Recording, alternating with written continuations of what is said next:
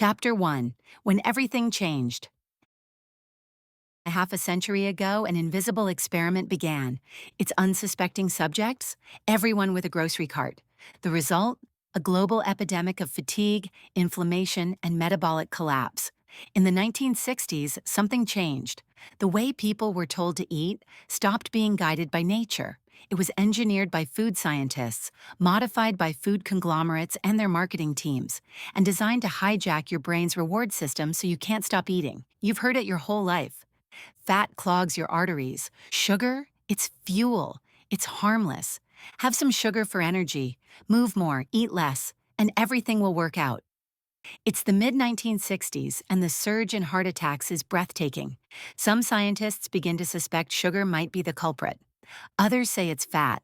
Doctors blame stress. Politicians blame smoking. It's 1967, and Harvard scientists are about to publish a landmark paper in the New England Journal of Medicine. Its conclusion will reshape everything you think you know about food, fat, sugar, and health. Stay to the end, because what that Harvard study reveals, and what it doesn't, will change the course of nutrition for the next 50 years. But the real twist? It won't be uncovered until 50 years later. Stay tuned. Chapter 2. A new nutritional framework. The press celebrates it, the government adopts it, and an entire generation of Americans change how they eat, without realizing something isn't adding up. This study informs public health policy, cereal commercials, and low-fat food labels, all engineered to make you hungrier. By the 1980s, low-fat means healthy. Breakfast becomes dessert. Cereal loaded with sugar, washed down with liquefied sugar called orange juice. The review in the New England Journal of Medicine becomes the foundation for new nutritional guidelines. The American Heart Association adopts its conclusions, urging Americans to cut back on fat and cholesterol-containing foods. And for Dr. Mark Hegstead, his career is taking off. He soon helps craft the 1977 dietary goals for the United States, the blueprint that would evolve into the food pyramid itself. Chapter 3. Sweet Profits. The American Heart Association warned Americans about bacon and butter, while quietly cashing checks from the very food manufacturers profiting from the fear.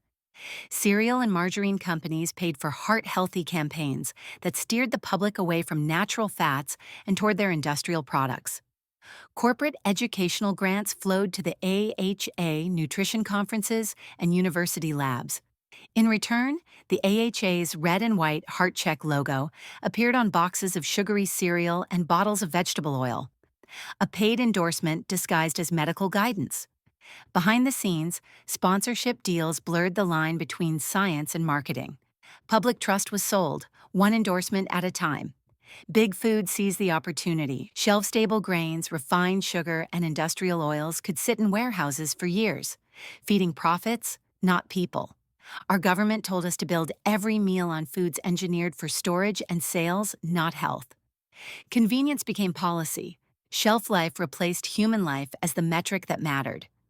By 1992, the USDA food pyramid locked the lie into law: 6 to 11 servings of bread, cereal, rice, and pasta, a pyramid built on processed grain and profit.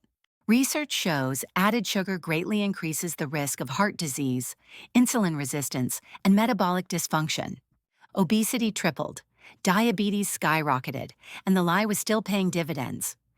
Chapter 4. The Smoking Gun. Fast forward to 2016. It's been 50 years since Harvard scientists convinced the world that fat, not sugar, caused heart disease. A dentist named Kristen Kearns begins noticing something strange in her clinic. Her patients' teeth are rotting at an alarming rate, even those who don't drink soda. Searching for answers, she digs through university archives and uncovers a dusty box of internal memos, forgotten correspondence from the Sugar Research Foundation. Inside, she finds the evidence that blows open half a century of nutrition dogma. Kristen Kearns had just poked holes in the sugar industry's perfect story, and the truth came pouring out. The papers trace back to 1965.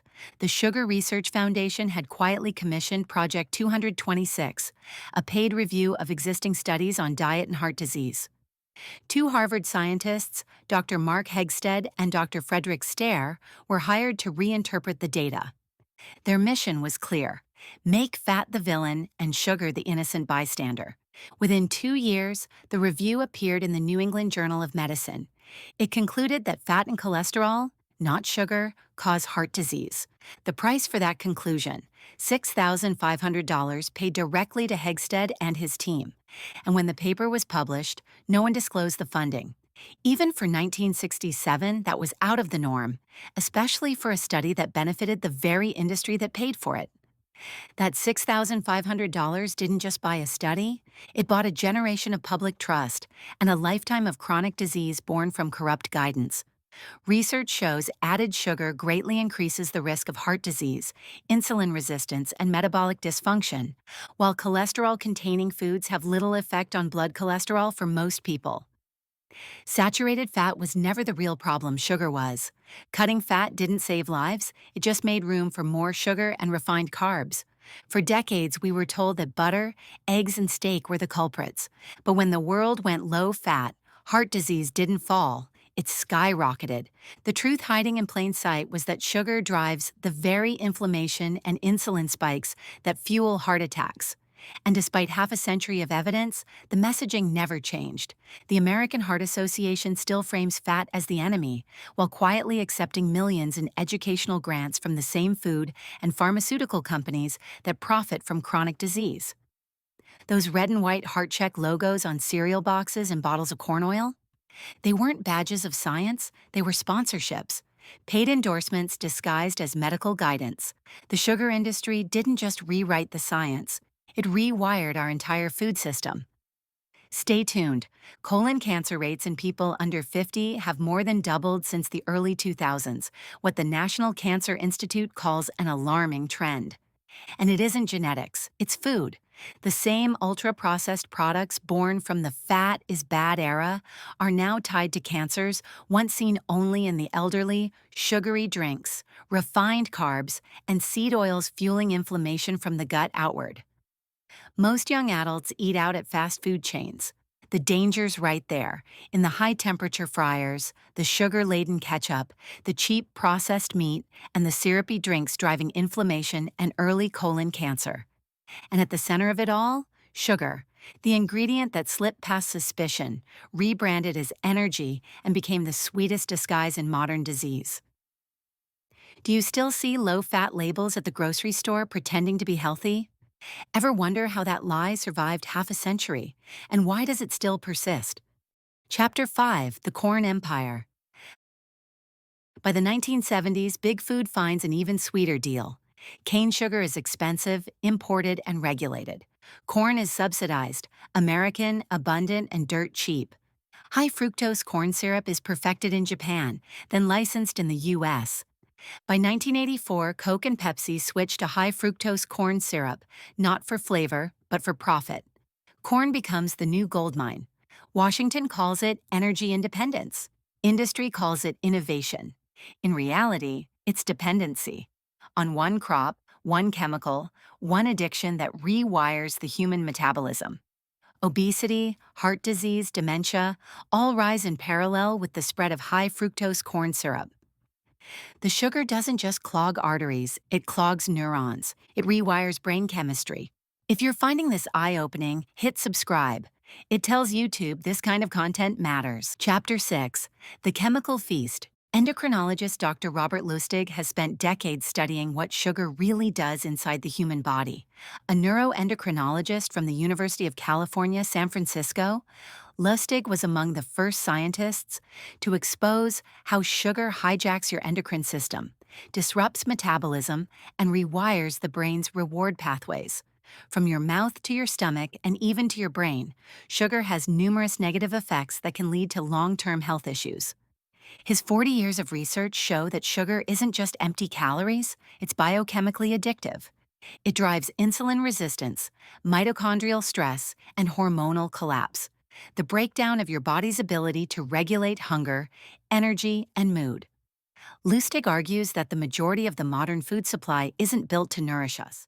73% of the items in the American grocery store are poison. The modern food system didn't end up this way by accident. It was engineered for maximum profit and shelf life, not for human health.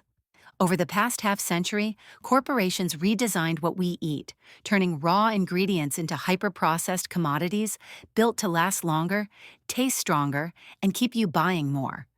The result is a global diet that feeds industry margins while bankrupting public health. Let's look at how we got here and what that redesign has done to the human body. Chapter 7: The Diet Delusion. By the 1990s, the low-fat revolution is in full swing. Snackwell's commercials blast across daytime TV, bright, manic, and overpitched. Impossibly thin models in neon spandex beam into the camera, preaching guilt-free indulgence while clutching boxes of fat-free cookies. The message is clear: eat whatever you want, as long as it says low-fat on the label. Even diet culture had joined the scam. Weight Watchers built an empire on calorie counting and low-fat promises before declaring bankruptcy in 2001 as its own advice began to unravel. Grocery aisles overflowed with fat-free snacks and WW-branded treats: nacho tortilla chips, chocolate butterscotch bars, fudge nut brownies, food so processed it left people bloated, irritable, and craving more. Food had become chemistry, marketing had become medicine, and the result was predictable: a nation of people starving on full stomachs. Chapter 8: The New Addiction. 2 decades later, the same industry that once sold fat-free cookies now sells injections. GLP-1 drugs like Ozempic and Wegovy don't fix metabolism, they suppress it. Most users can't enjoy a meal without nausea.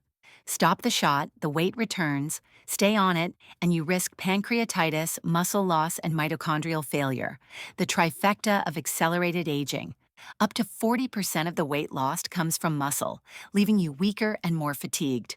The drug may shrink your body, but it can also shrink your vitality. Because longevity isn't about eating less, it's about living more. Chapter 9: The Hidden Study. Meanwhile, Kevin Hall at the NIH ran the landmark 2019 cell metabolism study. He proved that people ate about 500 extra calories a day when given ultra-processed foods, even when sugar, salt, and fat were matched. Why? Because hyper-palatable foods hijacked appetite and metabolism. We had been engineered to overconsume, yet almost no one heard about it. The findings barely made the morning news because networks couldn't afford to bite the hand that fed them. Processed food companies were their biggest advertisers, and when your sponsor sells breakfast cereal, you don't run stories showing it rewires metabolism. Do these things and you won't just protect your metabolism. You'll reverse the damage age has already caused. You've been eating by design. It's time to evolve by choice. Chapter 10: Reclaim the Code. The good news? Our biology can recover if we stop fighting it. There are many things you can do to overcome the damage done. Eat real, whole food. Prioritize protein and complex carbs from vegetables, not grains. Avoid all added sugars and every one of their renamed chemically engineered forms hiding in processed foods. Whole fruit is fine, but even fruit spikes insulin, so keep it in moderation. Avoid processed foods, avoid seed oils, refined sugars, and anything claiming to be low fat. Support mitochondrial health with supplements that repair the very systems sugar destroyed. CoQ10 for energy production. NMN and TMG to restore NAD plus balance. AKG to reduce inflammation and extend cellular lifespan. Mitopure for mitophagy, clearing out the weak cells so the strong can thrive. Numerous studies now show that when you achieve circadian alignment, morning sunlight, regular meal times, and minimal blue light at night, you reduce your risk of obesity, diabetes, cardiovascular disease, and even dementia. That's circadian alignment, the reset your mitochondria are begging for. Do these things and you won't just protect your metabolism. You'll reverse the damage age has already caused. You've been eating by design. It's time to evolve by choice. Check the links below for trusted supplement sources and deeper dives. And if this helped you see the food system differently, share it with someone who still thinks low fat means healthy. Want the next episode?